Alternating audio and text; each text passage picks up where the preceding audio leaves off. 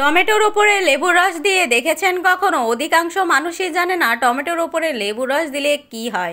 প্রথমে টমেটো ভালোভাবে পানি দিয়ে পরিষ্কার করে নিয়ে এরপর মাঝখান বরাবর কেটে অর্ধেক টমেটো গ্রেটারে গ্রেট করে নিতে হবে। 99% মানুষই জানে না টমেটোর উপরে লেবুর রস দিয়ে কি যে অসাধারণ একটি জিনিস তৈরি হয়।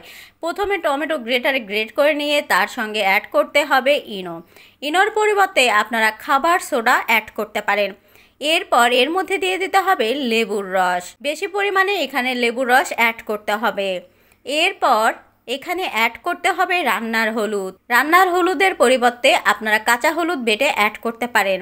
এরপর চালের গুঁড়া, এরপর ভালোভাবে মিশিয়ে যে রেমেডিটি তৈরি করলাম এটি শরীরের যে কোনো অংশে ব্যবহার করতে পারবেন।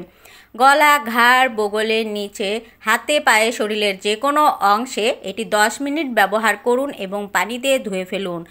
শরীরের যে কোনো অংশের কালো দাগ ছোপ দূর হবে, ত্বক ফর্সা উজ্জ্বল হবে এটি ব্যবহারে।